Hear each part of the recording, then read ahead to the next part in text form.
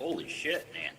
It's like a graveyard right in certain situations. But with that being said, I personally find myself in the PvE lobbies more often than not in order to be able to film other raiders while they fight the larger arc. And in these PvE lobbies, you're more hard-pressed to find a good use for these Scanto lobby and get some kind of valid use out of it. To focus on the Surge Coil, and you're more hard-pressed to find a good use for these Scanto, Delabra, and Surge Coil blueprints. So what I wanted to do in this video today is just to focus on the Surge Coil and show you what I have found is my most effective way to employ the Surge Coil in a PvE lobby and get some kind of valid use out of it. Because it goes without saying that if you learn a blueprint but you can't find a valid use for it, you might as well not have that blueprint at all. So, first things first, for anyone who is not familiar with a Surge Coil, or for anyone who might, it said the exact times and durations that a Surge Coil will last for, but from my research, it will zap about 42 times in a total of 21 seconds before it self-destructs, and the largest arc that you can really expect to get a stun effect on is probably the Vaporizer. Because as you can probably see in this footage here, even though you can see the larger zaps going out for the stun effect on the Queen and the Matriarch, it just doesn't really have that much of an effect on it. So even though I was able to stick it with 2 different Surge Coils, with one being on the core, I got only a total of 630 damage, and I ended up getting murked expecting it to have some kind of stun effect. And with that caveat out of the way, developers have marked down in the game, and it takes one electrical component, one sensor, and one Hornet driver to craft. And with all that out of the way, I would like to finally get to the point here, which is to show you guys how I like to use them. Now, as you probably know, we regularly have damage flying arc trials here on Arc Raiders, and for me, the very best way to utilize these things in a PvE lobby is in conjunction with your snitch scanners in order to set up an ambush trap in order to ambush the wasps that you call in with your snitch scanners. Now, I filmed this footage during a hidden bunker event in order to have the extra 10 minutes on the raid, and in daylight, it's a little bit easier to see the wasps that are spawned in, as opposed to nighttime, which they can kind of get obscured by the darkness a little bit. So, just for the video's purpose, I filmed this during the day, and you can see here how I space out the Surge Coils at least 10 meters apart, that way they aren't shocking each other, so they're not causing each other to self-destruct. And I would like to point out that you will get more points for this during a nighttime raid than you do during the daytime raids, and I did bring in 27 snitch scanners and about 43 seeker grenades for this raid.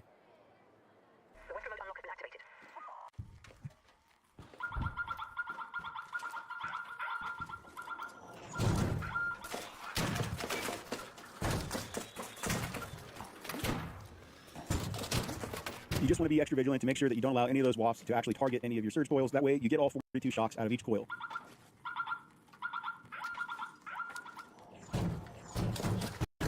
Huh.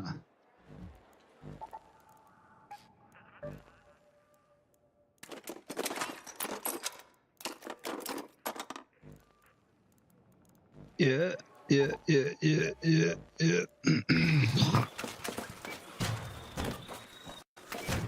As you can see there in the top left corner, we've already hit our 1-star mark in just a few seconds.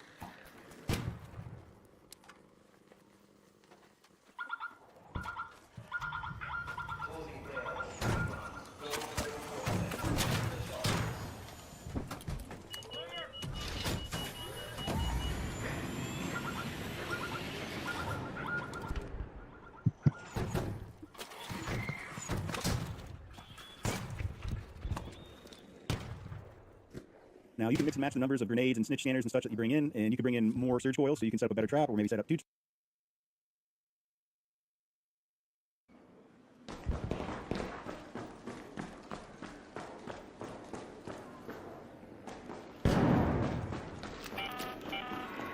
Follow.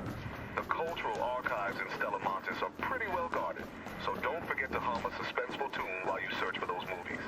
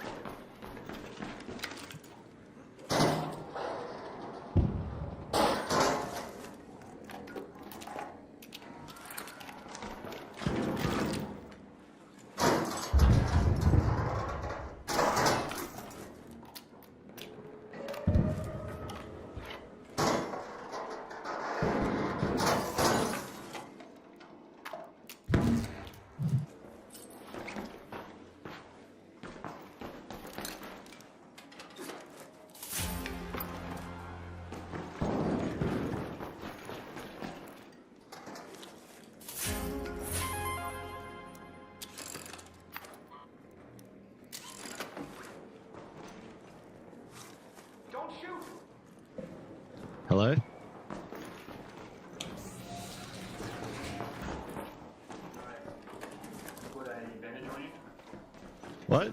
Yeah, bro. Let me have this. Thanks, man. And you, sir, where are you? Oh, Jesus. With a bandage. Hey, bro, hold still. Let me touch you with the bandage, bro. It's just a bandage. Hey, bro, have this. Come in peace. The bandage in my hand. There you go. Oh, you're such a benevolent soul. So good, man. Right, I'm leaving.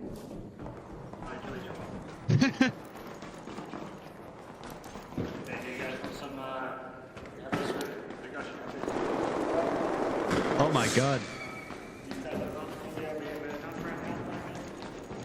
Hey, have fun with that, man. GG.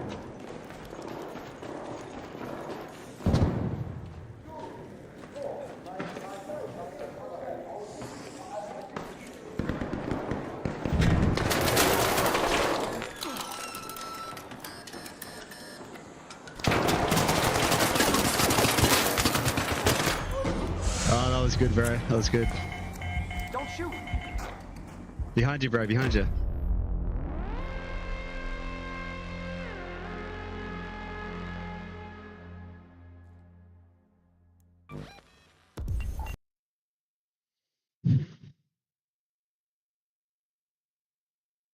Or just keep diving there. I don't know.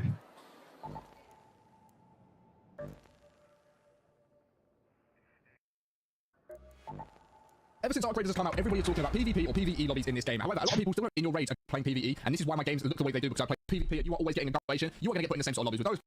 Not going to happen. And when you talk about game modes, if you're playing solos, duos, or trios, does the PvP/PvE matchmaking bounce across the different game modes? And from what I've noticed, like I said, when I play with a 3-man squad, we are very aggressive. We play the game in a very aggressive playstyle. We are always looking for gunfights. We're always trying to get the best loot, and we are literally every single game in multiple gunfights taking players out of the game. However, if I go from playing with that trio, and we've had maybe 3 hours of playing pure PvE gameplay, when I go back to playing solos, I find that some people are PvP, but some people are still PvE. So it definitely does have an effect on if you are at any point playing PvP. So just because you're playing in the trios doesn't mean your solos isn't going to change. Your trio gameplay is still going to affect your solo gameplay, just not as much of an impact as it would in those trio gameplays, if that makes sense. So if you're someone that truly wants PvE lobbies, but you can get yourself into a lot of gunfights, you play a lot of PvP, or even if you just play a tiny bit of PvP, but you find that a lot of people still shoot at you. Here's exactly what you're going to have to do to get into these PvE lobbies that you can see me playing, where literally everybody that I come up against is friendly. I haven't been shot at in this game for a long time now, unless somebody accidentally shot me from trying to shoot an arc when we're doing the harvester or something like that. So what you want to do is you want to load into games and you want to keep playing the games as you would normally play them. But every time you see a player, you don't shoot at them. No matter what happens, if they shoot at you first, you don't shoot back. Just at no point should one of your bullets be hitting an enemy player. So when you're loading into the game, obviously you want to take low tier loot and things you don't care about losing. Just take the free loadout into the game, go and loot up, do whatever you want to do in the game. If you die, it's not going to matter that you die. And like I say, do not shoot at anybody. Just play purely passive. The only bullets you should be shooting or enemies you should be taking out are purely arc. You should not be shooting at a single player. If they shoot you first, don't shoot back. If you've got 3 people shooting at you, don't shoot any of them. Because I'm telling you, if you get shot at a lot of times and you don't actually shoot back and you try and play more passive, this is going to reward you with easier lobbies. And this isn't something that's going to take 4 or 5 games. It could take you 15, 20, 30 games. It's all going to depend on how much PvP you actually play from right now anyway. But what you need to do is just keep playing game after game after game. Like I say, take a free loadout in, go and loot up areas and try and get in and out of the games as much as you can. But every time you see a player, don't shoot a bullet at them. As I said, if they shoot you first, you don't shoot them. No matter what the situation is, you should not be shooting any bullets into enemy players. Even if you are teaming with players and you are shooting at an arc, try not to accidentally shoot that enemy, because all the game's going to recognise is that you've shot an enemy at some point within that game. So you want to make sure at no point you're shooting enemies, you're playing super passive, you're trying to team up with enemy players and just like show people that you're friendly.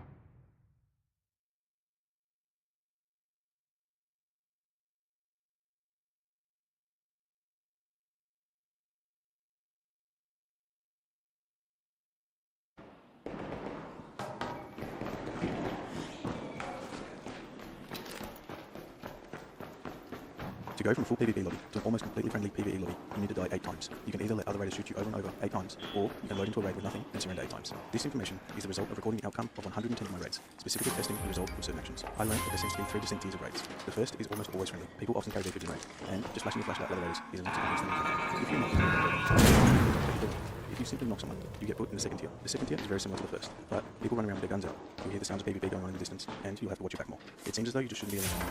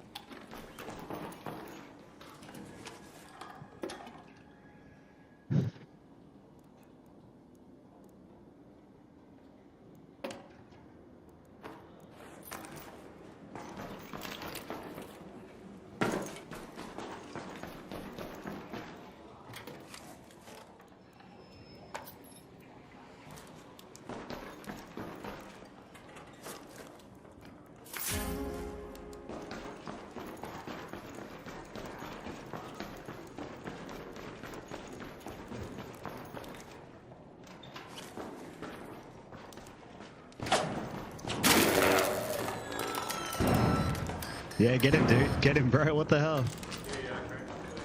Alright. Yeah, yeah.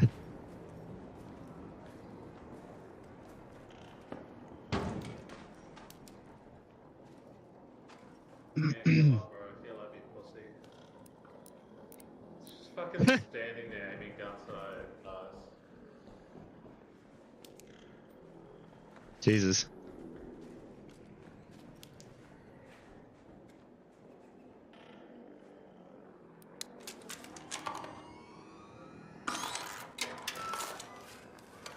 Yeah, I'm gonna make a dash for it. Are you gonna headshot?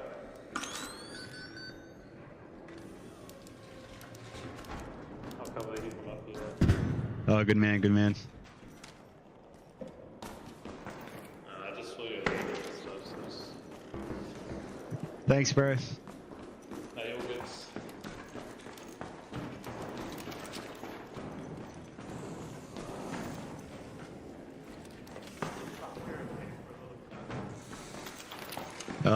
You kind of tempted me now to get this guy.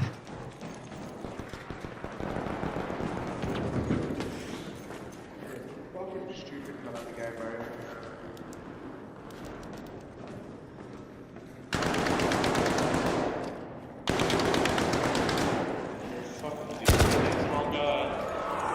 Wait, who, wait, who am I shooting? Wait, who's cool? Who's cool? Hey, please have a beat with me, please. Sorry, bro. I'm a free kid without a thing. Yeah, yeah. Oh no. Yeah, that's crazy, dude. East.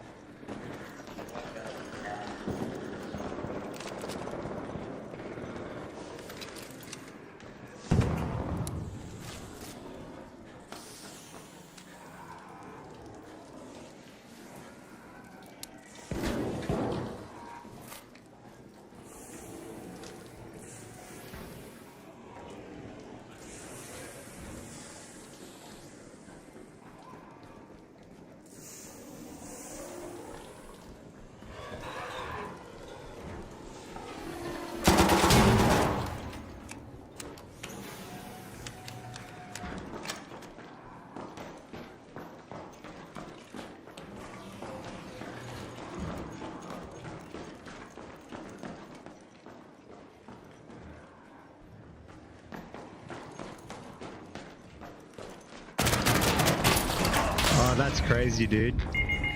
What the hell? Thanks. I owe you. That's...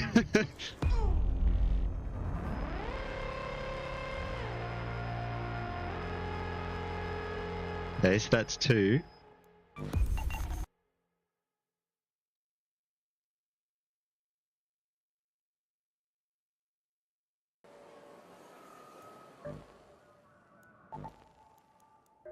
Two. Alone with other raiders in this tier. You just can't trust people when you're by yourself. People are still almost always friendly when they're in a group. Personally, I think of this tier as the whodunit tier. Every now and then, someone gets killed, and people work together to find the killer. This tier also feels like the low-budget, low PvP skill raids. As in, if you bring in a decent gun, you can kill almost anybody. Most people are running free kits, and in a single raid, I got 12 kills with the Tempest. And getting more than 4 kills in tier 2 takes you to the third tier, where everybody is either highly skilled or running meta PvP weapons, or both. You absolutely would know if you're in this tier. Everybody shoots on sight, and it's not easy to win fights. But if you do, people are usually pretty loaded. If you work your way up to the highest tier of aggression raids, and you decide that you want to go back to friendly raids, you either need to let other raiders kill you 8 times, or go naked and surrender 8 times. Even from the second tier of aggression raids, it seemed to take 8 deaths or 8 surrenders to go back to fully PvE friendly lobbies. I also tested whether accidentally shooting other raider once put me in tier 2 raids, and it didn't seem to, but perhaps there is a certain threshold I didn't hit. I only shot someone with the hairpin, so if it's based on the threshold, I probably wouldn't have hit it. So, to summarize, if you knock down anyone or kill another raider, we put into tier 2 whodunit raids. If you kill 4 people in tier 2 raids, you'll be put into the high budget, high skill, high aggression tier 3 raids. And by letting other raiders kill you or surrendering 8 times, you'll be put back into tier 1 fully friendly, fully PvE raids. Some final thoughts. When you're in raid, listen for the sounds of PvP, or watch for flares. In tier 1 raids, barely anyone dies. If you notice lots of flares, or you can hear people fighting, you're probably not in the friendly PvE lobbies. As in, you'll barely ever see anyone die in PvE lobbies, except for when they may be fighting a bastion. But apart from that, you barely ever hear fighting, and that's the biggest indicator to tell them what type of raid you're in.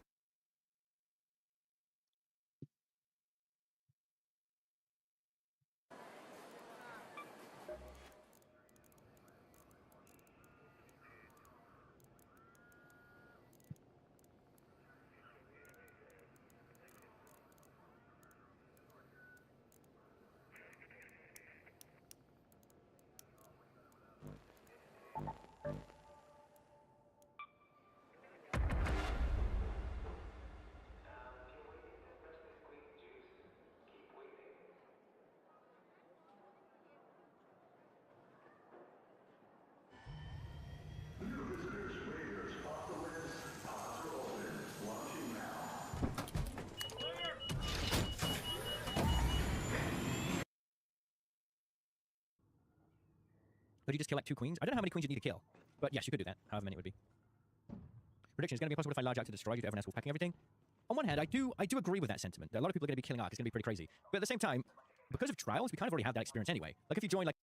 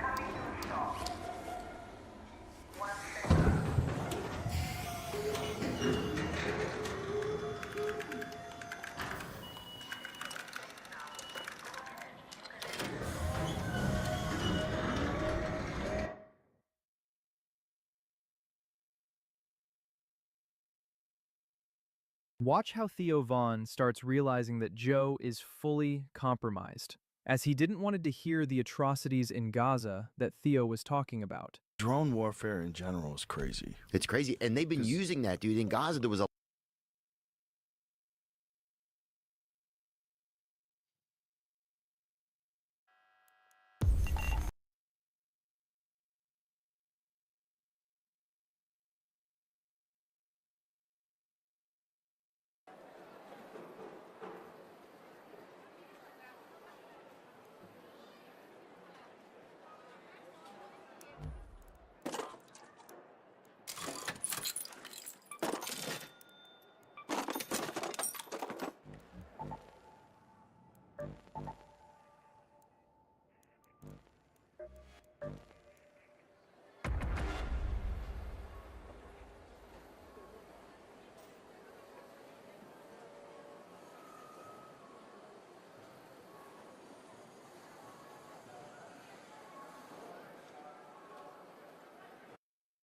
What happened?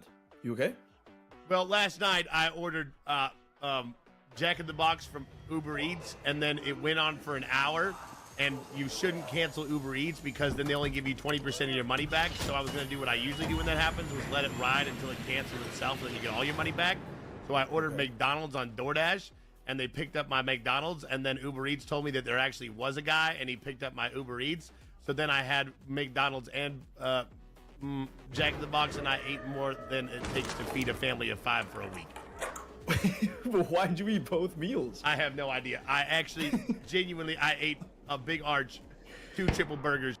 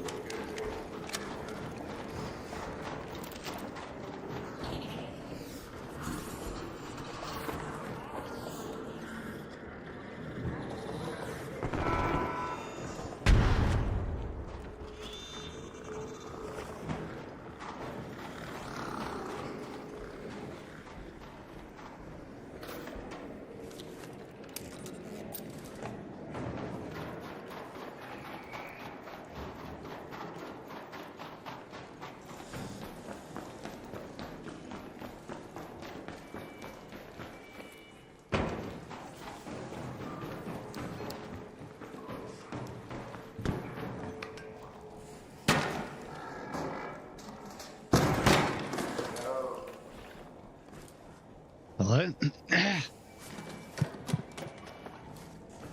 Greetings.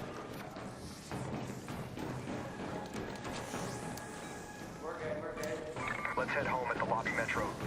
I got some second thought. I don't know why I'm still. Don't shoot away. They're kind of random. Holy smokes, everybody's trying to get out of here, huh? Mm-hmm. That's alright, we're watching. Yes, sir. Coming out of their throat. Hi. Alright, I'm in. Get in. Oh, I'm on fire. Let's go. Yeah, crazy. Crazy.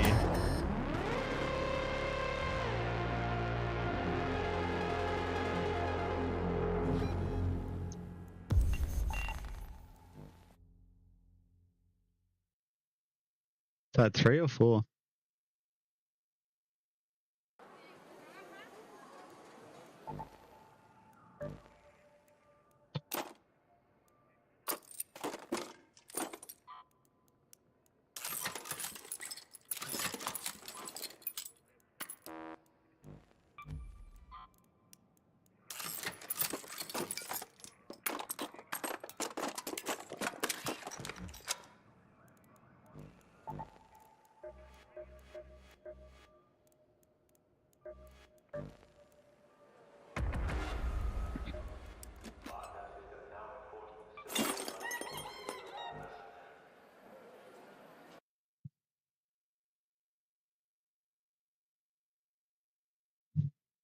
Oh my God. A Big God. Mac, 2 large fries, an apple pie, a large Oreo shake, and a clunky sandwich.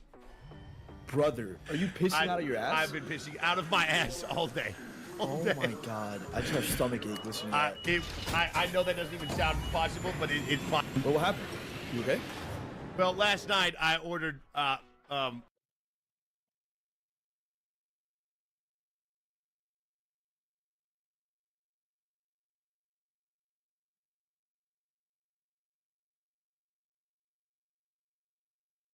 Oh, what? If everyone's a fucking thing, then it's not worth tripping out about the actors, right?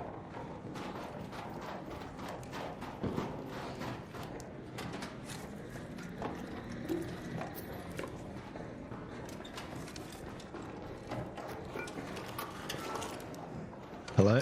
Hello?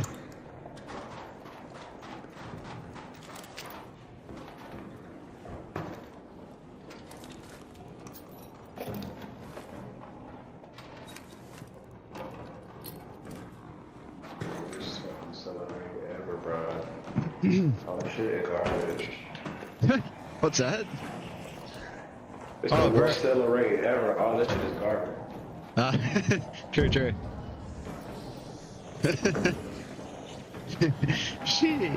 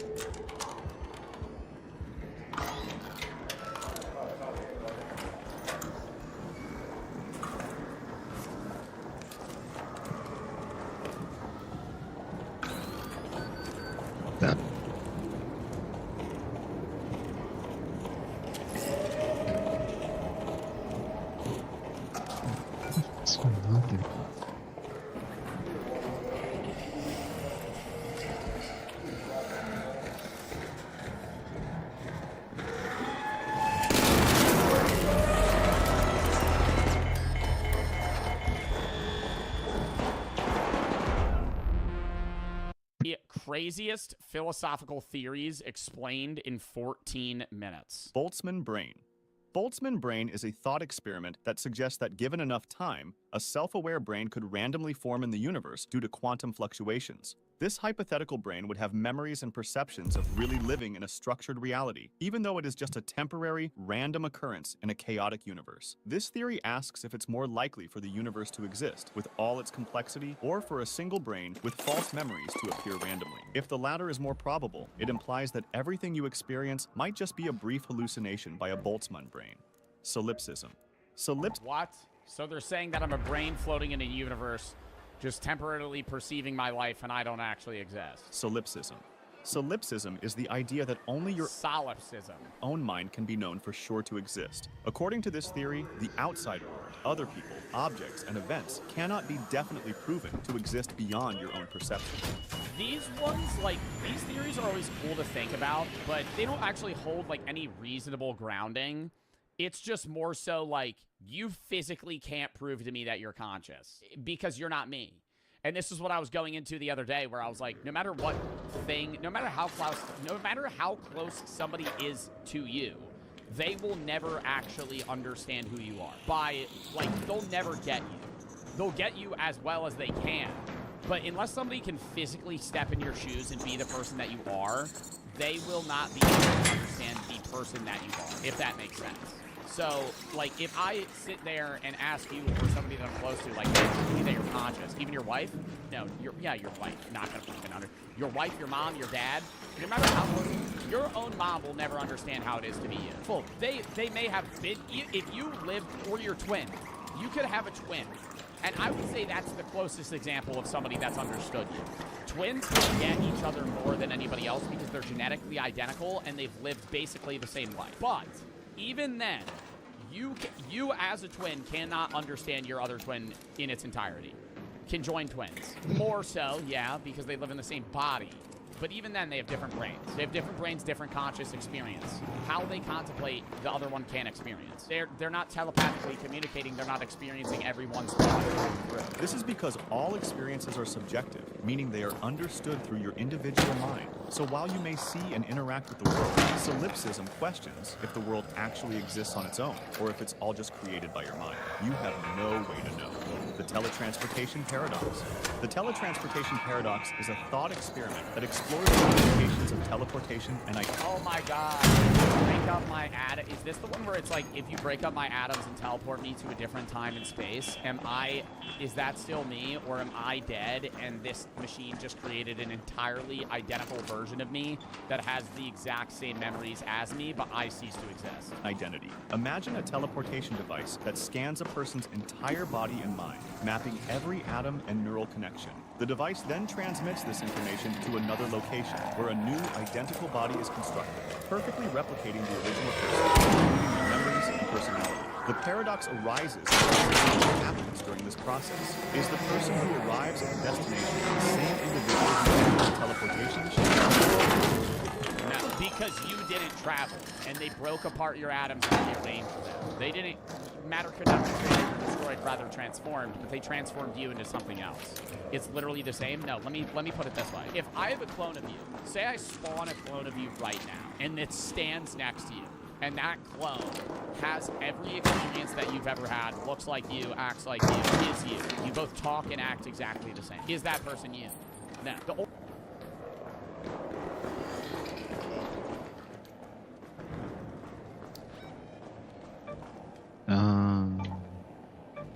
That's...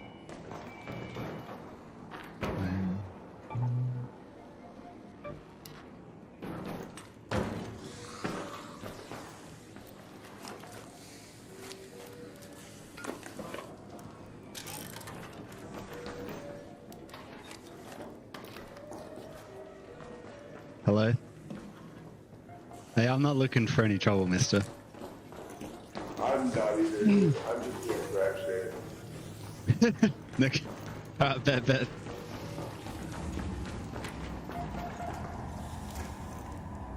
Hello? Hey, gang. Yeah, what the fuck is that? Yo, what the fuck?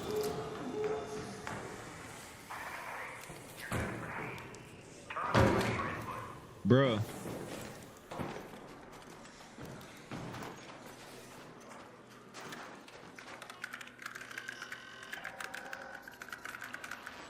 I hear you typing.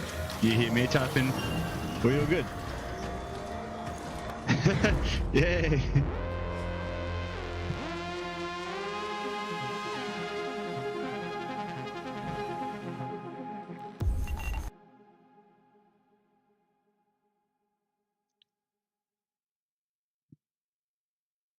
I mean, do you know Christ? I don't look, bro.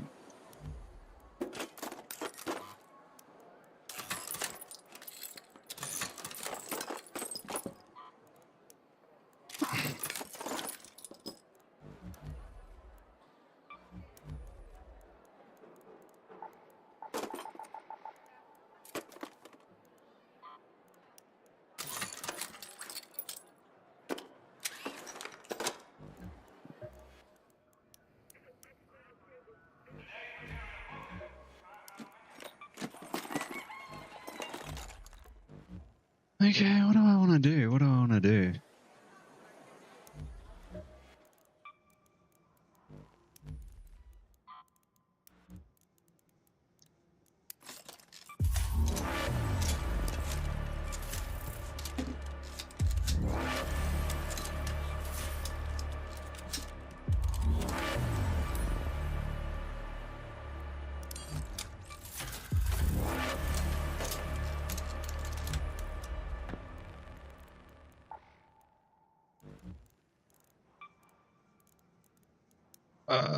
Loading to sweet.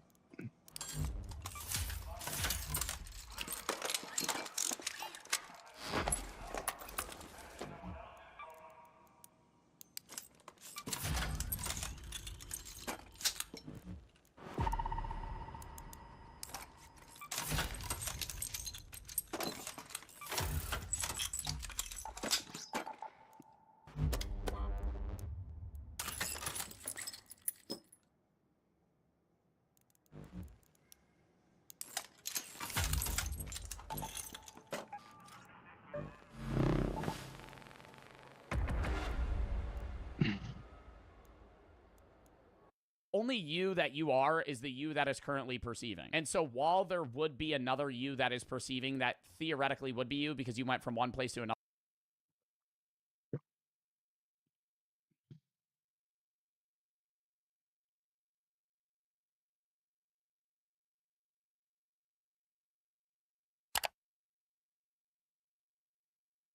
Imagine you're sitting on your couch, munching on popcorn, watching your favorite movie.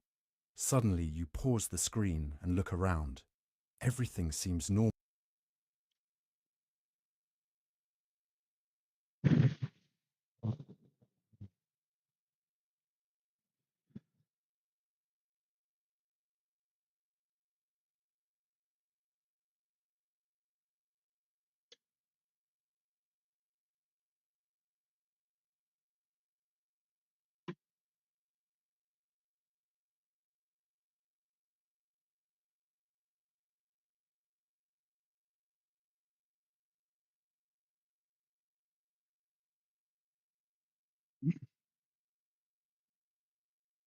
Have you ever wondered what it might be like to live an average life in the land of Skyrim from the hit 2011 video game Skyrim? Like if you had to work a Skyrim job, live in a Skyrim house, and eat Skyrim food, what would that look like? I wanted to figure that out, so I came up with a little experiment. I'm going to live for 3 straight weeks in Skyrim. I mean, I'm gonna pick the most average job and do it every single day for hours at a time. I'm gonna pick the most average house and go back there every single night to sleep. I'm even going to purchase real-life foods that match what I'd actually have available to me in Skyrim so that I have average Skyrim nutrients flowing through my body. And I'm not just going to do this casually. In order to get completely detached from my reality and completely locked into Skyrim's, I'm going to black out every window in my house, cover up every clock, and do the entire thing in one sitting, which, because Skyrim's day-night cycle is 72 minutes long, is going to take more than 24 straight hours. Now, before we can just dive into the challenge, we have to figure out the 2 main aspects of an average life in Skyrim: where we're gonna live and where we're going to work. For work, there were a few possibilities I considered when trying to pick the most normal life. Town guard seemed like a common job, or I could be a bartender at a tavern, kind of like we did for Cyberpunk. But after reading a little bit about the world of Skyrim and the type of society it is, it became clear what the obvious choice was. Skyrim is set in a world that's roughly based on Viking Age Scandinavia, which was around 1,000 years ago, and at that time, upwards of 80% of people worked as farmers. It was, definitionally, the most average job. Technically, it wasn't really farming in the way that we think about it now. Life was structured a lot differently back then than it is today, but the point is that they worked the land. They planted crops, they raised animals, they harvested food and sold it at the market. It was the backbone of medieval life, and it's undoubtedly the theoretical backbone of Skyrim life as well. So that's what we're gonna do. We're gonna be a farmer.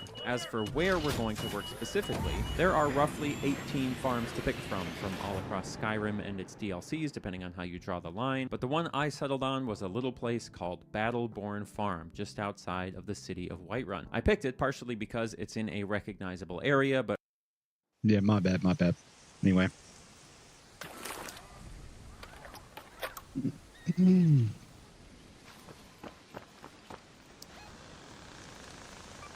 Go to the fort.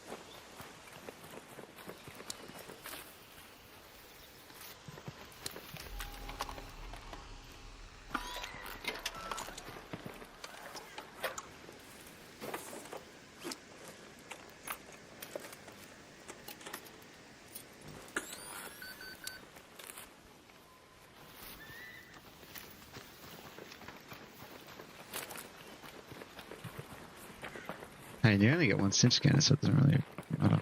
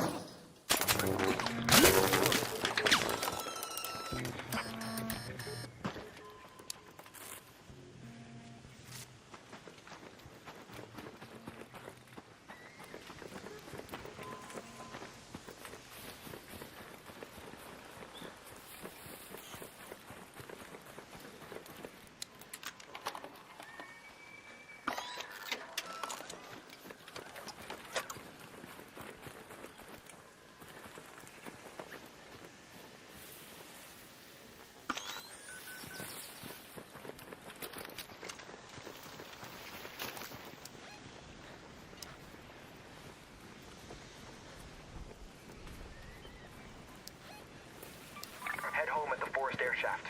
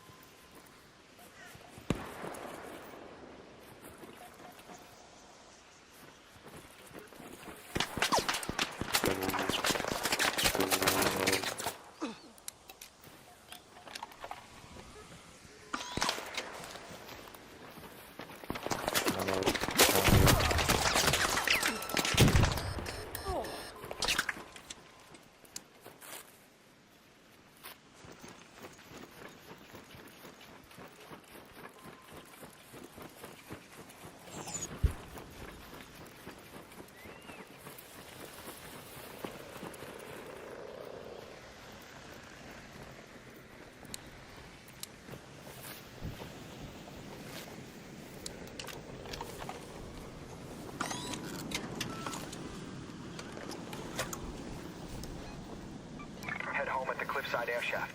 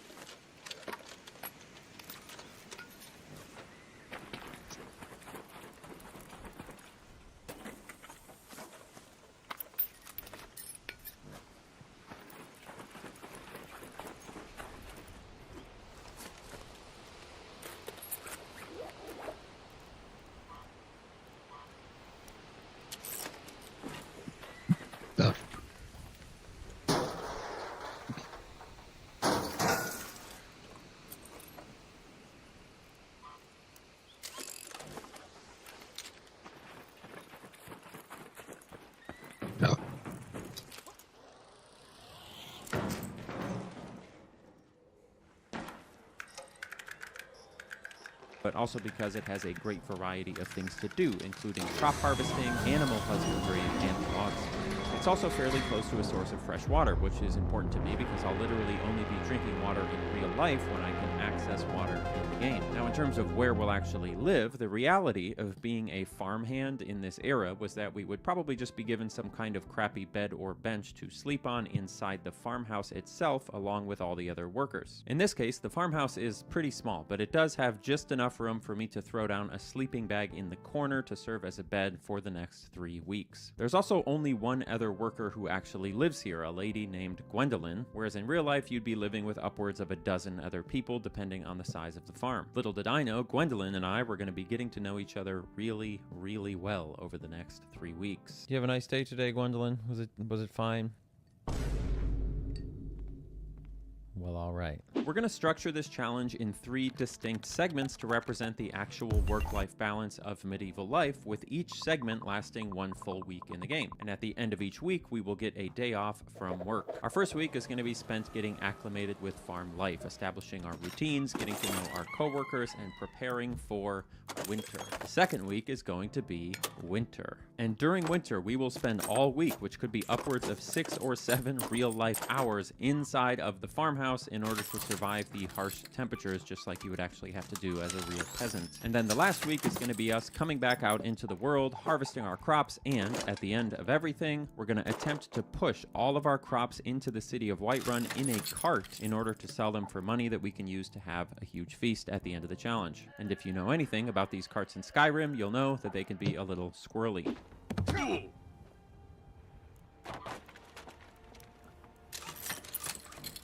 Well, I guess let's go get that. I finished taping up my blackout curtains, covered the last of my clocks, locked the door to my office, and prepared for one of the longest 24-hour periods of my entire YouTube career.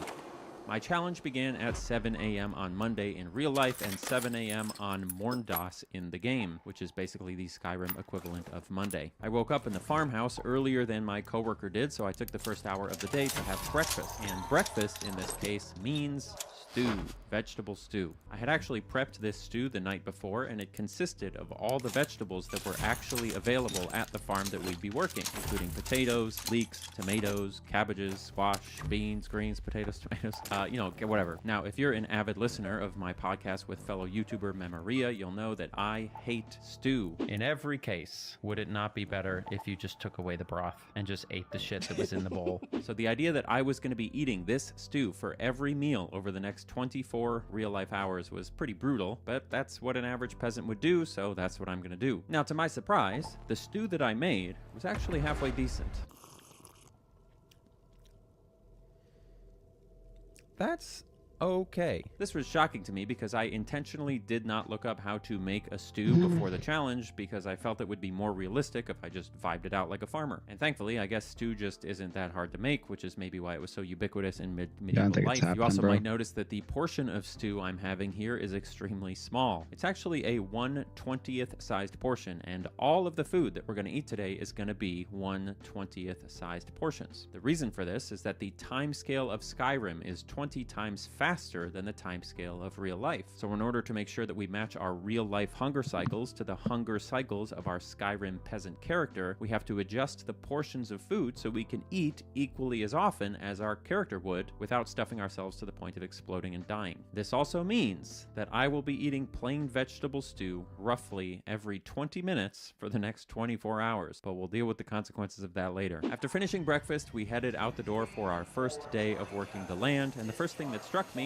was just how nice of a view we have. The tallest mountain in Skyrim was right in our field of view. There was a beautiful river right across the road. There's the wide open sky. Skyrim is just a beautiful game. It felt like it was going to be a great place to be a peasant, but no lollygagging. I had to figure out what we were going to do for work every day, so I walked over to our only co-worker, Gwendolyn, and tried to get a sense of what I should be doing. Hello, ma'am. How are you?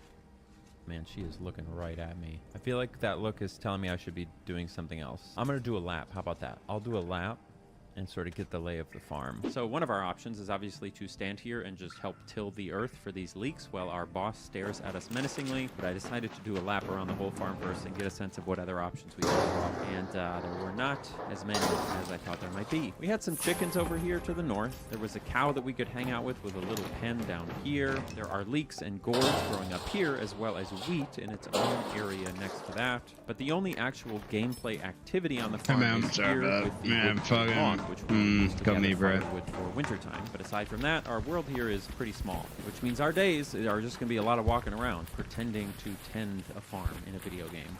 We're going to be just punching all the plants. After a few hours of working, to my surprise, another worker showed up that turned out to be Gwendolyn's sister, and I immediately started talking to them like they were real human beings. Okay, hey, you work here too, huh? I'm Austin. This was as stupid as our feud with...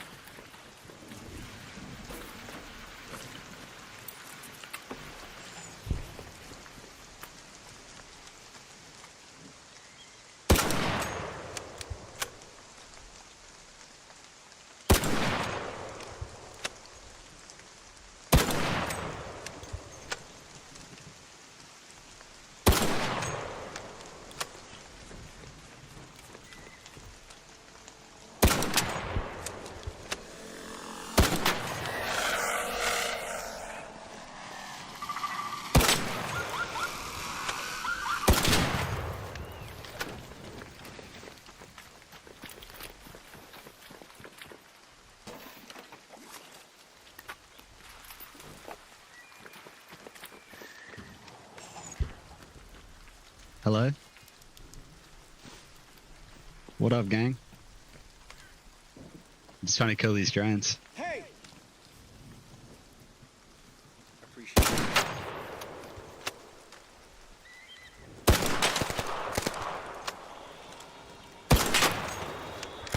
not the fire one.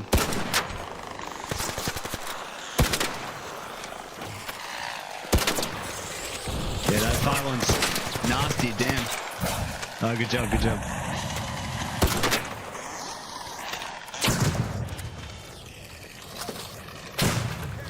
Yeah, fuck him up.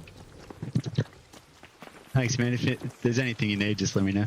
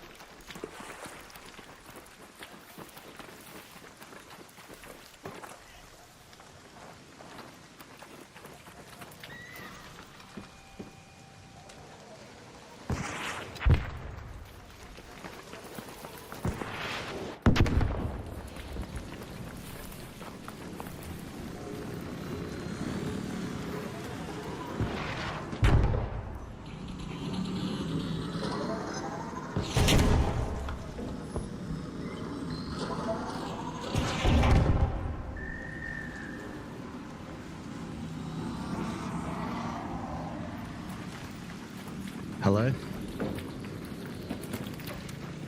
Are you chill down there, man?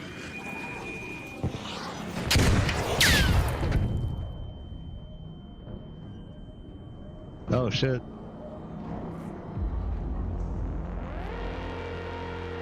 Plan Grey, Maine. Oh, we talking politics at work now? Need something? No. Unlike the rest of my family, I've got work to do.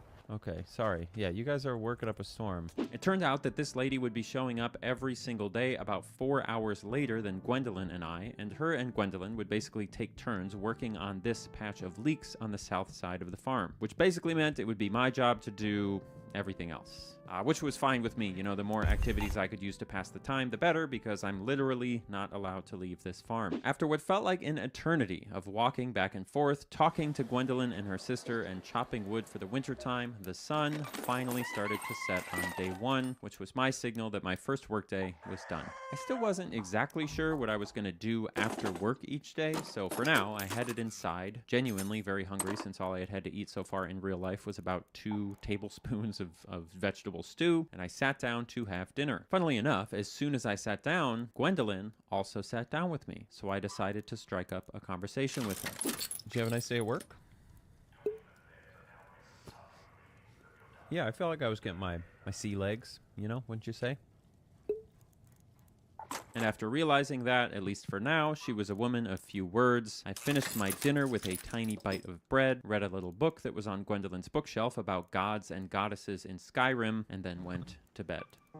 The next couple days passed much like the first one. We'd eat our stew in the morning, head outside to take in the beauty of the mountain, and then get to work. Our work days mostly consisted of pacing back and forth, pretending to tend to the crops, but we'd occasionally chop wood, talk to the animals, and fetch water from the stream, which helped break up the monotony a bit. But by the afternoon of day 3, I was really feeling the boredom starting to set in. I feel like this is day 7 and it's only day 3, which is not good. Soil looks healthy. Oh my god, I thought that was a worm for a second. But it's actually just a leaf clipping through the ground. Remember that I hadn't seen the sun or a clock in several hours, and I had blacked out my curtains well before sunrise that day, so my body really wasn't sure how long had passed. All I knew at the time is that it felt like each day was a real slog, and it was not getting any easier. Now, in some ways, this is probably just how it was to be a medieval peasant. Long, boring, slow workdays. But one thing I actually learned in my research for this video was that, aside from the actual harvesting season, which was brutal, working the land on typical day back then often included lots of moments of chatting with others, multiple breaks for meals and naps, and a pretty wide variety of chores. So you wouldn't just be doing one menial task for 8 hours Henry Ford style. You'd be doing things like planting, watering, fixing fences, milking cows, etc., all day long with several solid breaks throughout the day, which isn't to say that it's better or worse than modern work life. There are lots of benefits to modern work life, even though it's easy to forget about them when you're on your 7th hour of staring at a spreadsheet alone in your home office. But there were also things that about medieval life that were nice-ish. Usually every day around the time that Gwendolyn's sister arrived to the farm, I would stop working for a bit and have a drink. Sometimes I would walk down to the stream to get water, but typically I would be drinking ale, which is basically just beer, from my Skyrim appropriate mug, because it was a common way that peasants actually got carbohydrates while working long hours. They would just be drinking ale all day. Now, the ale that they would have been drinking back then was pretty low in alcohol content, much lower than your average beer at the grocery store. So in order to simulate that, I got the lowest alcohol beer I could find, which was about 4%, and then mixed it with about 50% water to make a nice, watery 2% ABV drink. I also made sure to store it at room temperature so that it was lukewarm, just like it would be back then. Nothing like a lukewarm, watered down ale to get me through my farm day. Now, as the first few days wrapped up, I definitely felt like I was settling into things, even though I was extremely bored, when one day after work, Gwendolyn came in the house, and rather than sitting down to eat with me like she normally did, she just drank a whole bunch of beer and then passed out in my sleeping bag on the floor rather than in her normal bed. This is the first time she did that. I thought about waking her up and taking my bed back, but I figured if she was drunk enough to prefer the floor, I would let her keep the floor, which meant I got to sleep in the bed. Plus, we were slowly becoming friends, whether I knew it or not, and that's just what friends do. By day 4, I was pretty over it. Like, legitimately, I was very angry at what I was doing, which was surprising because if my math is right, it had only been about 4 hours since the challenge began, but I didn't really know that at the time.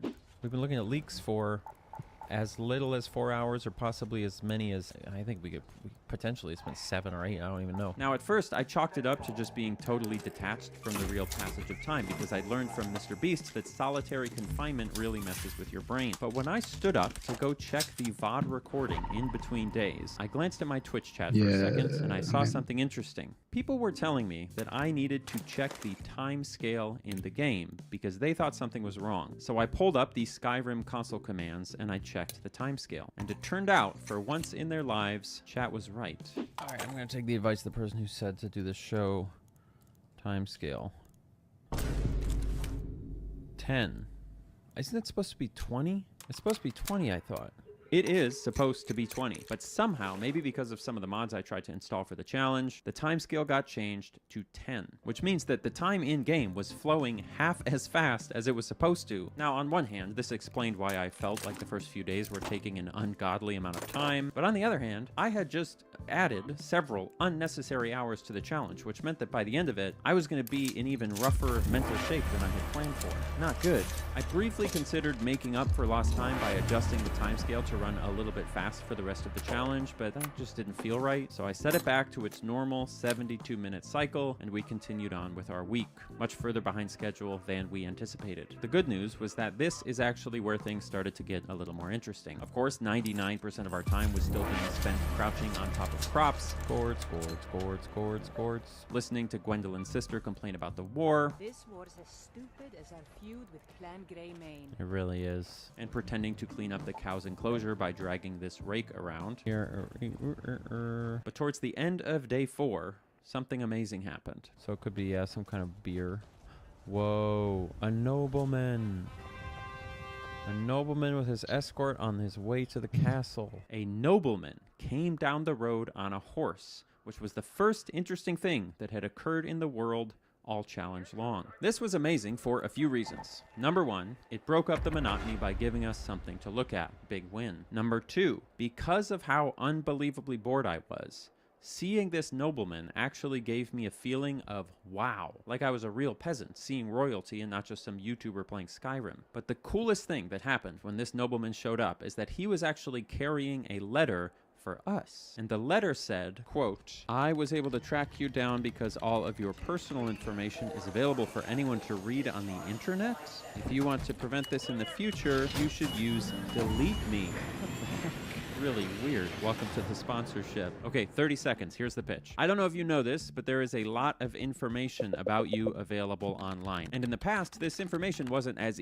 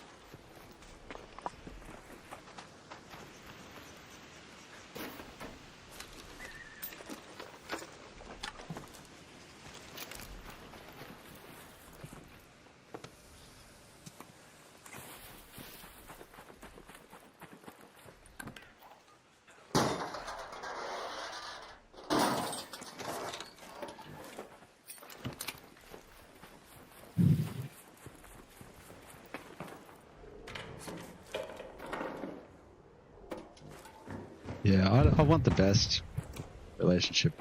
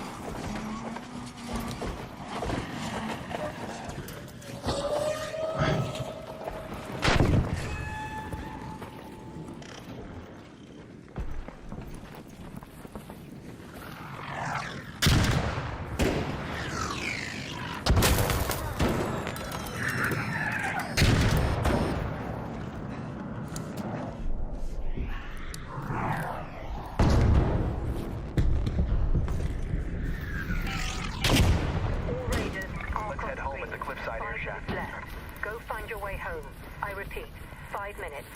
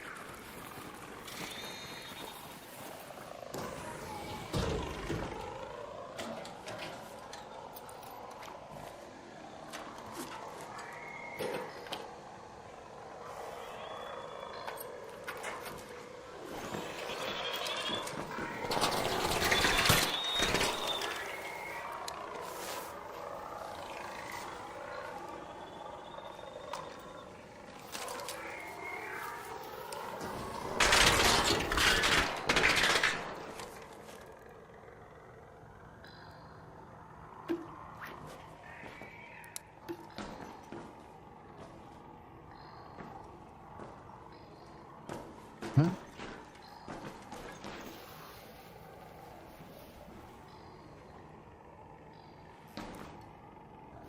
Really? What the fuck?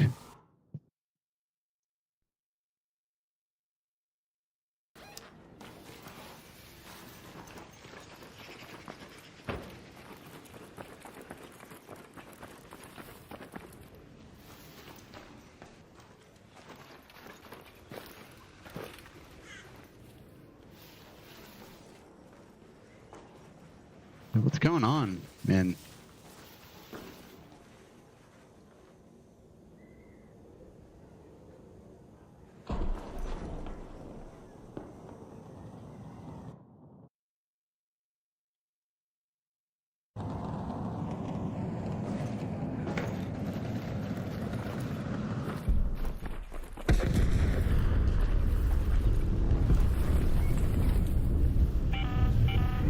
Last warning. 2 minutes left. Head back immediately. The window is closing.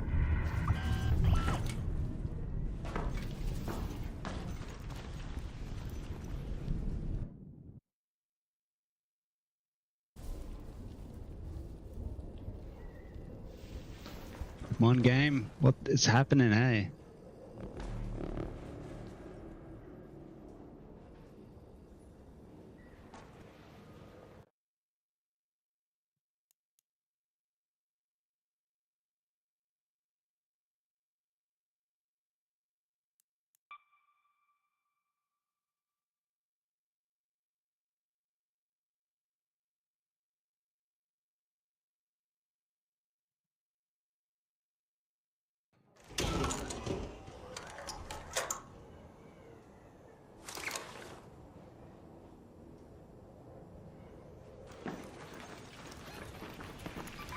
Head home at the cliffside air shaft.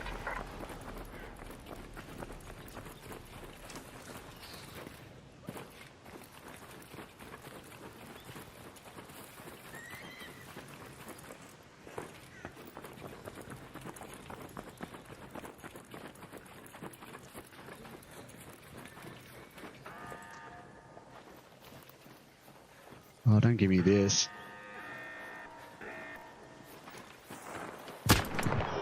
What?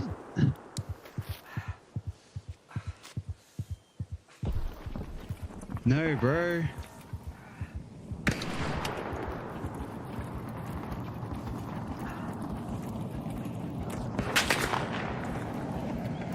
No, bro.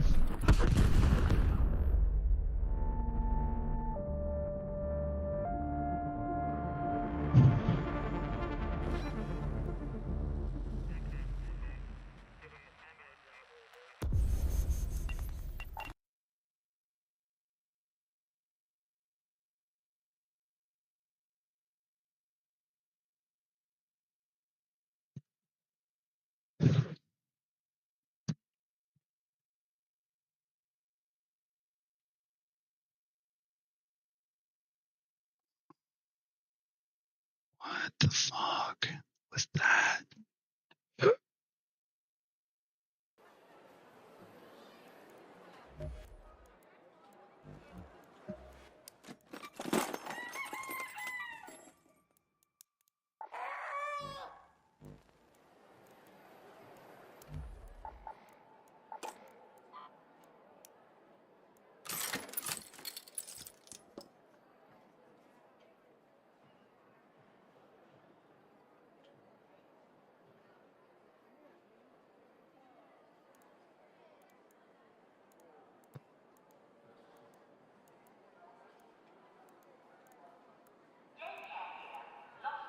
You're ridiculous, dude.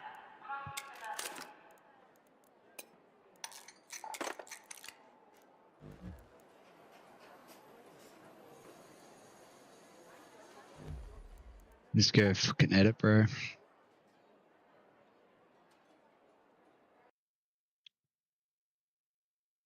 Go edit.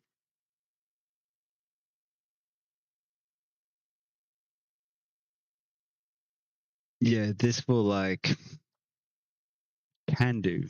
Can do. Doesn't necessarily mean it will, but it's like no, it's like either this, like, or that.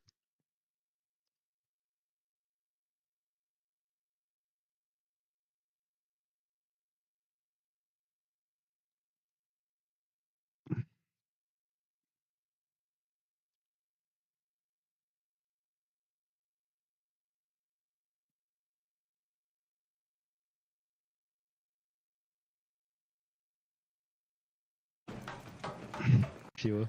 No, it's actually perfectly designed. No, sorry, 3 people. Is closing. Is closing.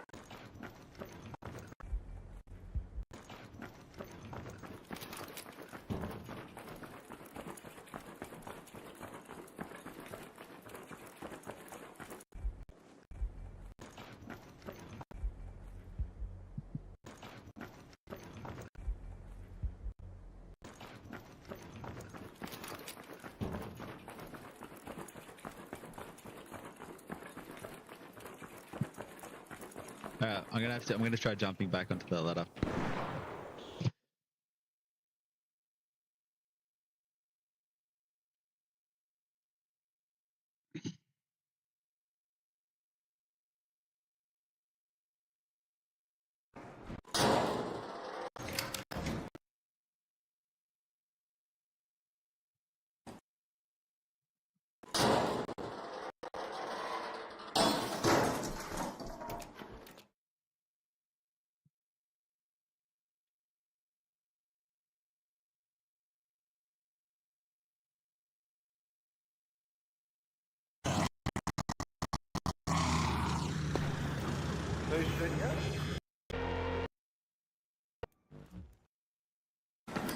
Head home at the lobby metro.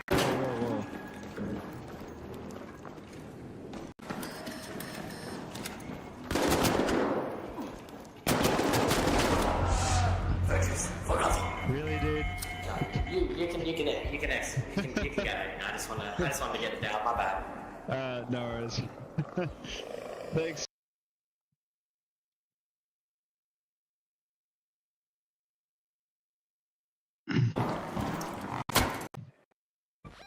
Oh,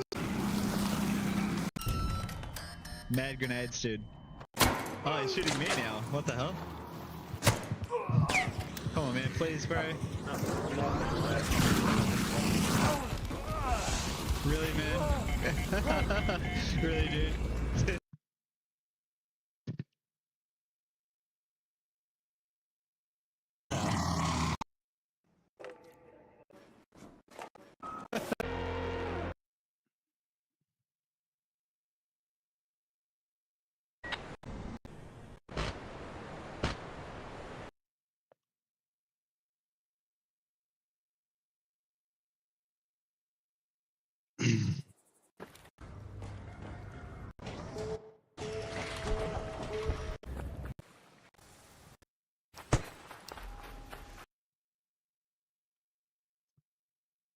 Oh, shit, a little bit. I'm dead. Oh, where he went.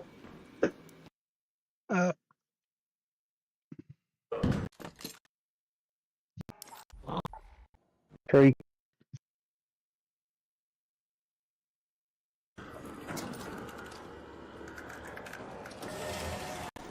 Oh. Four.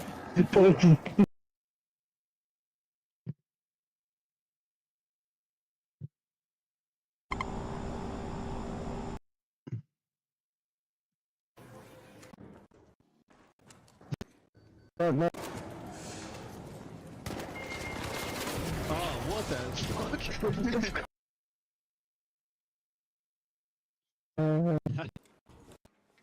Lucky. I want. I want this. Lucky. Oh wow, I'm in a commoted position. the pop, like. I swear, it's not. Whoa. What? Lucky. I swear, it's not. I swear.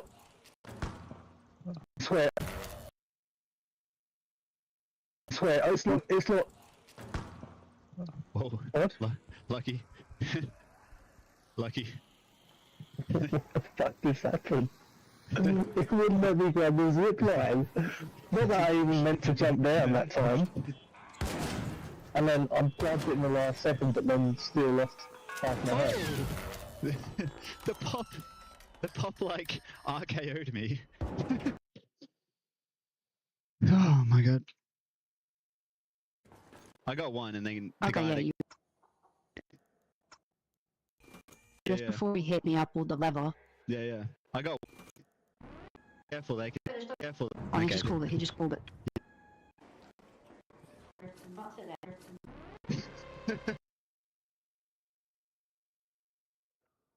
The amount of... Sounds like he's for the love of the game at this point. Two down. Copy.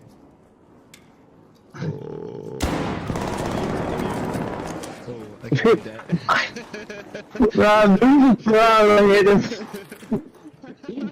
Bro, his friend got fucked up and you fucked him up.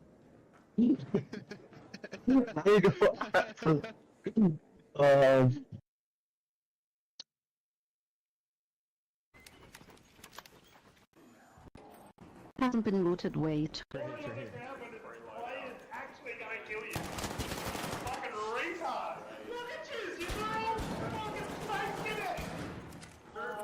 I'm defibing I got. Got him. Yeah, there's so many dead people.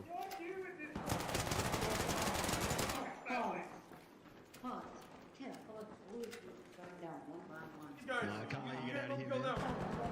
Come on, man. Come on, bro. Welcome to Stella Montes. Yo, massive. Have you been recording that the whole time, you weirdo? massive. Oh no, I need to use it. I'm through here. Actually gonna kill you. Fucking retard. Look at you fucking face it. I'm defibing I got. Got him. Yeah, there's so many dead people.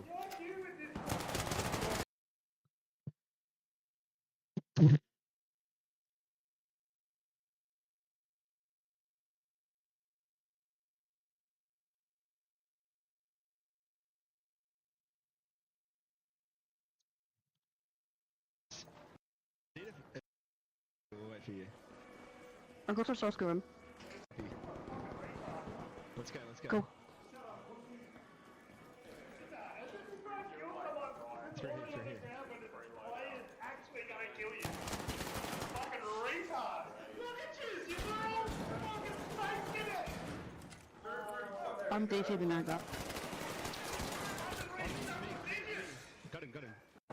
Let's go. Go.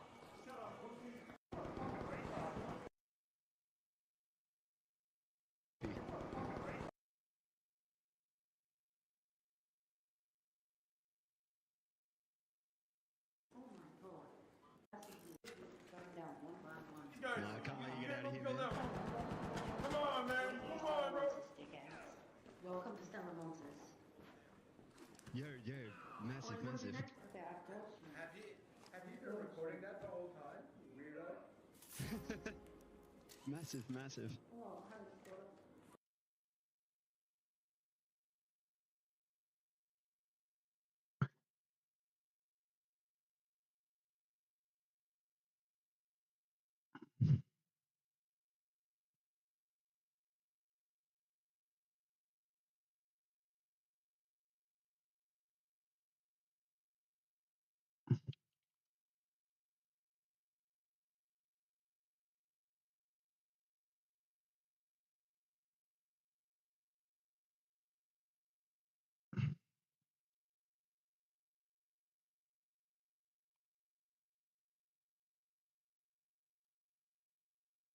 Copy, copy. Let's go, let's go. Go.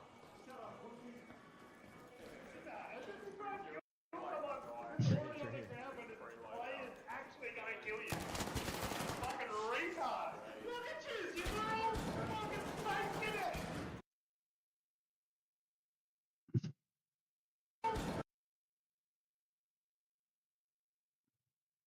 Copy, copy, copy. Let's go, let's go. Go. Through here. Actually gonna kill you. Fucking retard. Look at you know? Fucking fake it. I'm defeating over. Got him. Yo, there's so many dead people.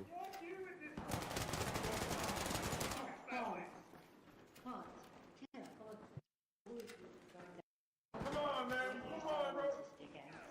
Welcome to Stella Monsters. Yo, massive, massive. Have you been recording that the whole time, you weirdo?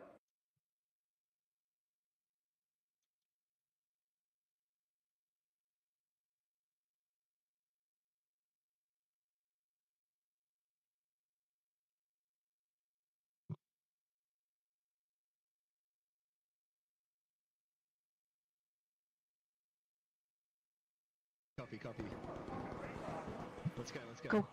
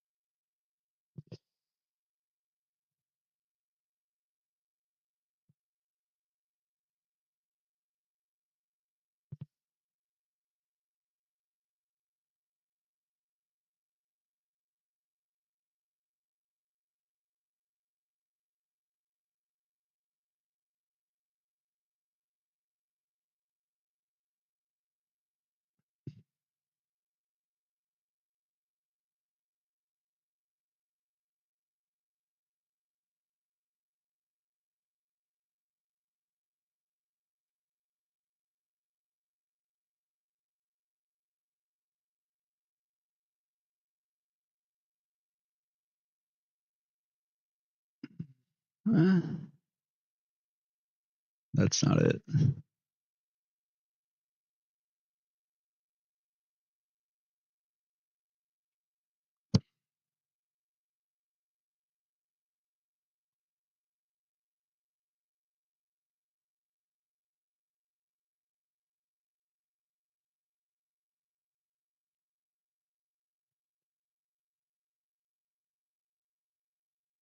Damn, I'm fucking horny again, bro. Crazy.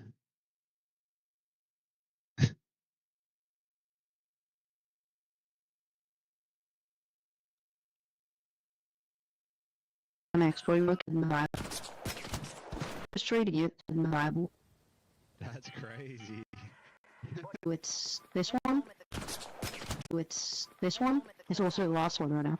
But you go here and you get a vantage point on Matriarch so you can snipe people. And exfil. Oh, there's a radar. Yo, are you friendly, man? We're not gonna shoot. Not friendly, not friendly.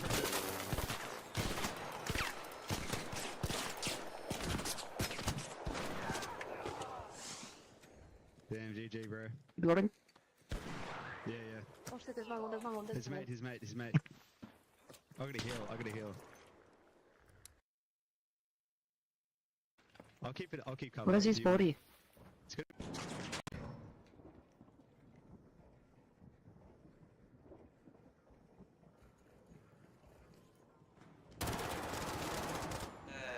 Wait, sir. I'm listening. Sir, look. Look, I don't even have a weapon. Okay, okay. Friendly. Thank you.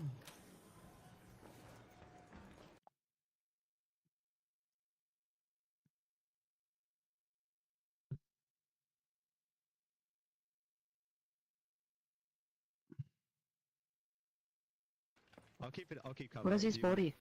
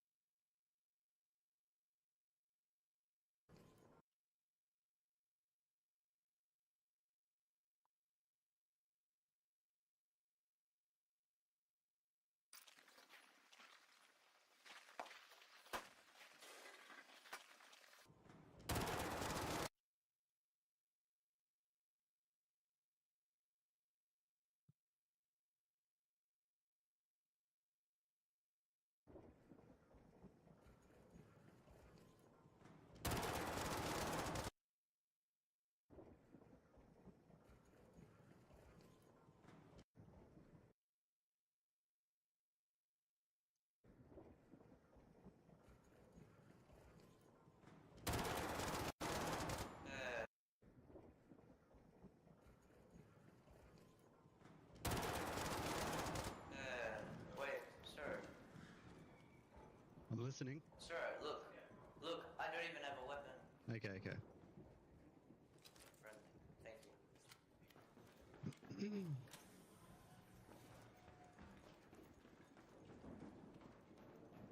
There's some stuff in there, bro. Just look out for those guys, man.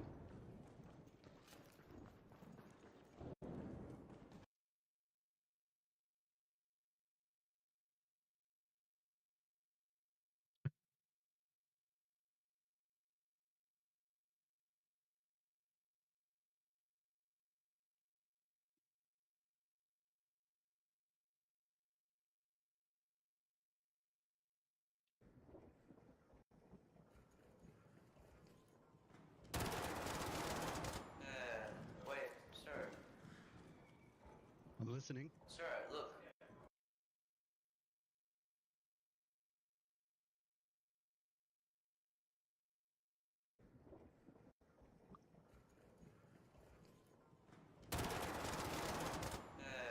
Wait, sir. I'm listening. Sir, look. Look, I don't even have a weapon. Okay, okay. Friendly. Thank you.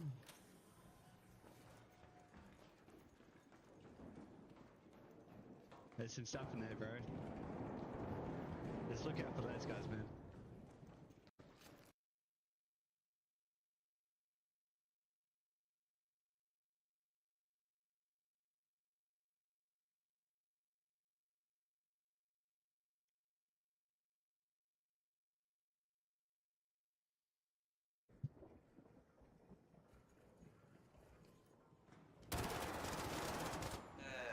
Wait, sir.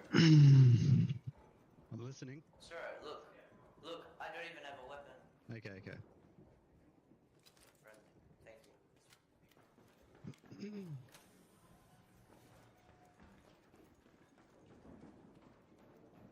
There's some stuff in there, bro. Just look out for those guys, man.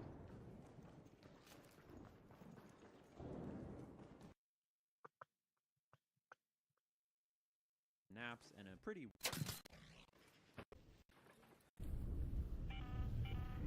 Last warning. 2 minutes left. Head back immediately. The window is closing.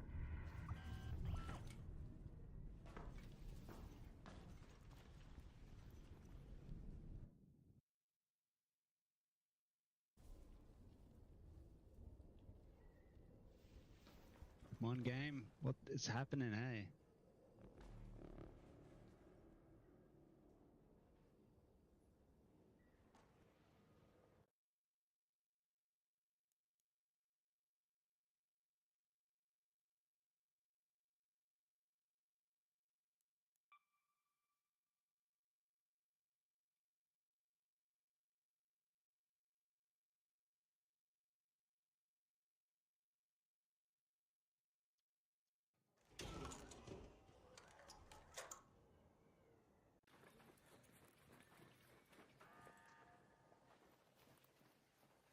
Oh, don't give me this.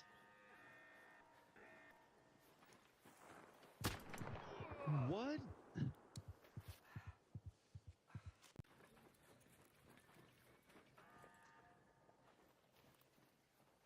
Oh, don't give me this.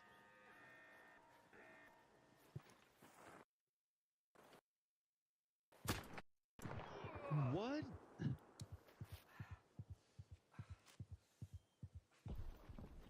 No, bro.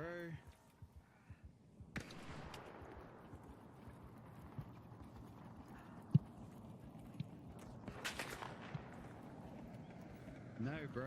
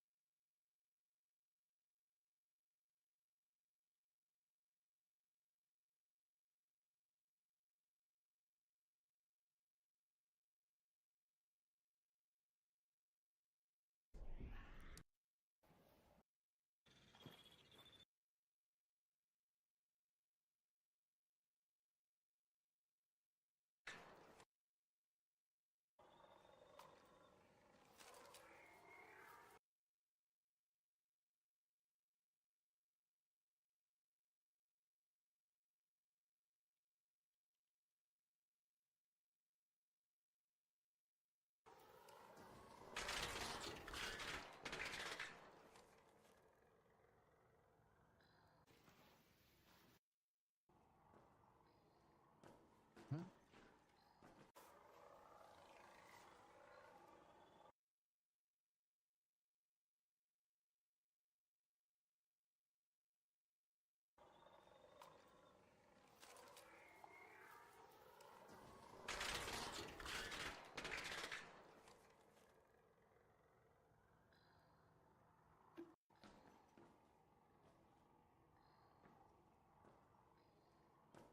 Huh?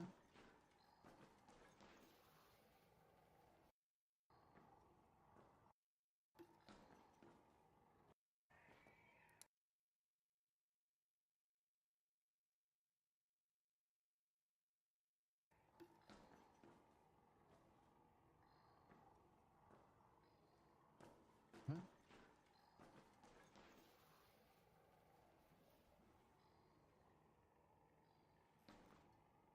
Oh, really? What the fuck?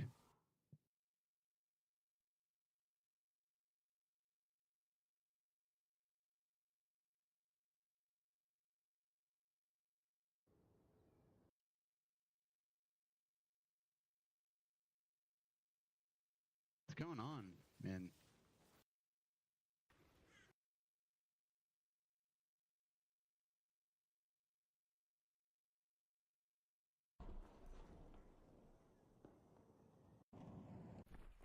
Window is closing. What is happening, hey?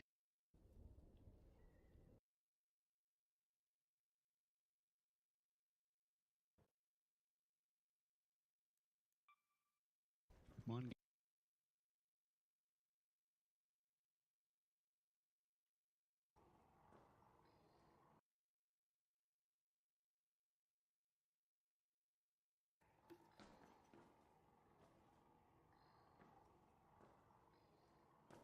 Huh?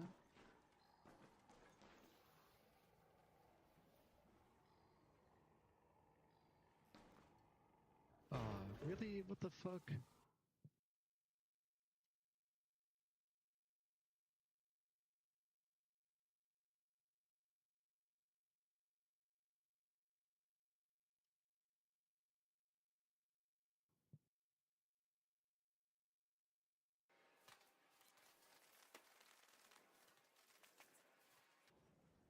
What's going on, man?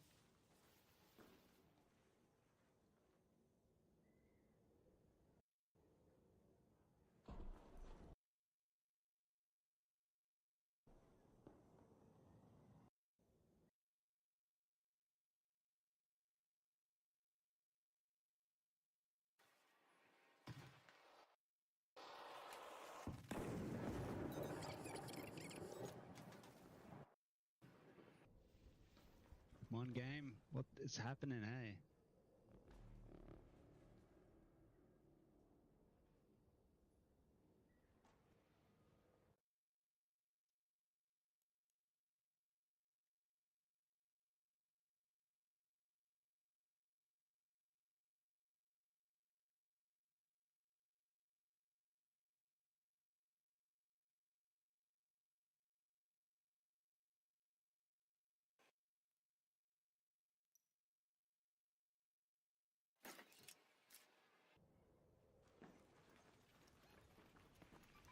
Head home at the cliffside air shaft.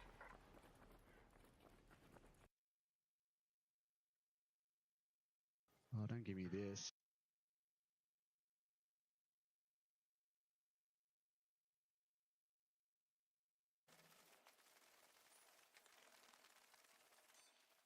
Oh, don't give me this.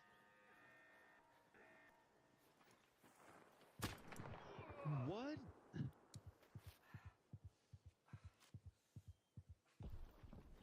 No, bro.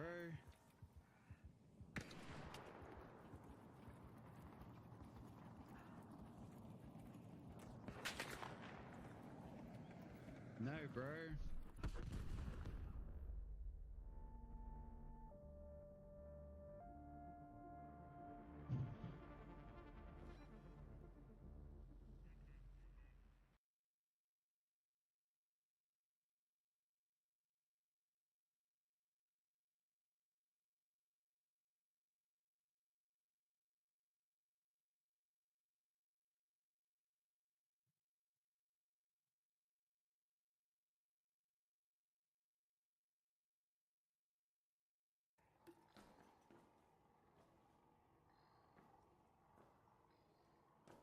Huh?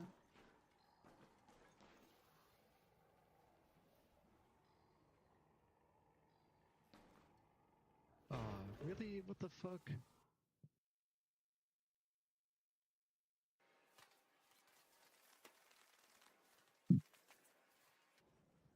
What's going on, man?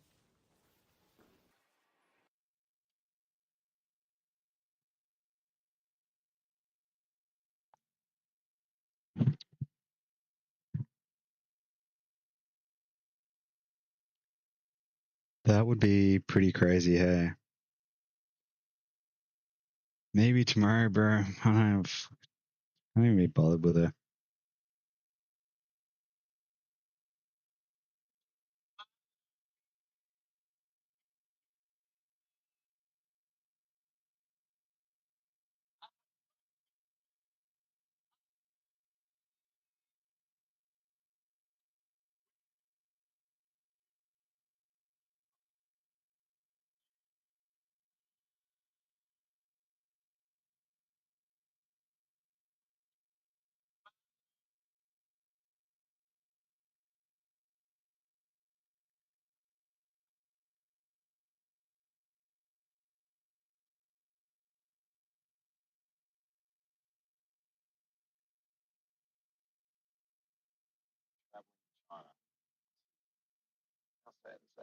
What did I do wrong, right? Being too optimistic, giving a contrary second opinion. There are neurosurgeons out there practicing today who are convicted pedophiles, convicted sexual predators, drug addicts. All these people have fallen well below what society considers professional behaviour, and yet they're still practicing as neurosurgeons in Australia. I can't practice in Australia because I was too optimistic. So there are people literally sad every day.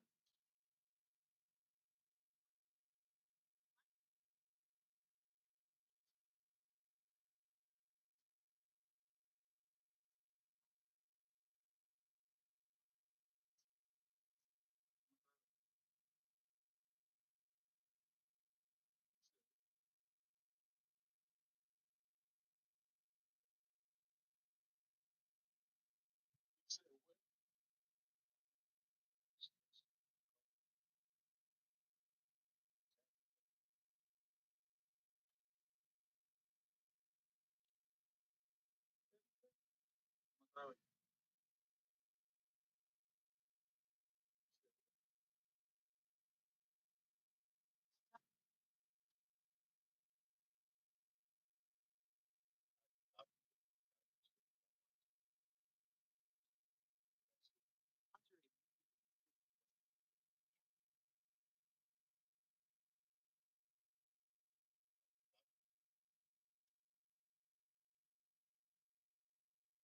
He knows Hunter is exhausted. Ronnie James and tells him to stay, but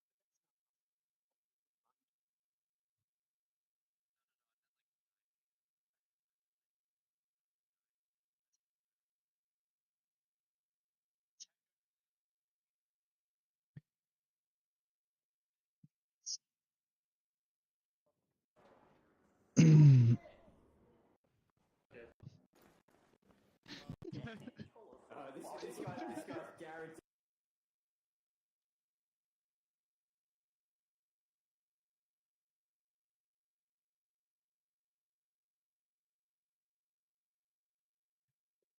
No,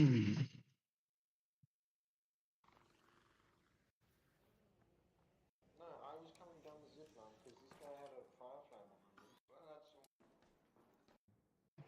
This guy's dedicated. Oh no, Holy dude. shit. Nah.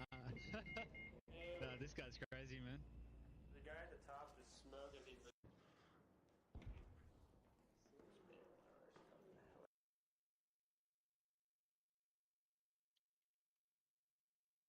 D in the wall? Why the fuck is this guy? What? You stink, bro.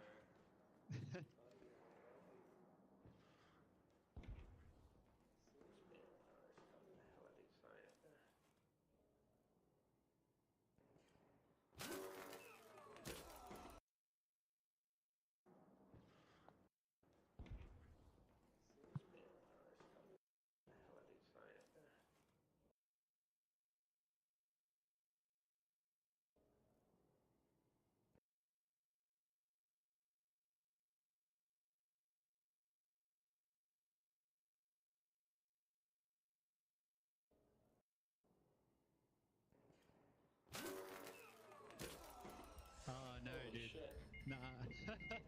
Nah, this guy's crazy, man. The guy at the top is smoking. He's like, that's an insane rat spot. Dude, knock down there. No, it's not him. It's not him. No, it's not him. What's this? D in the wall? Why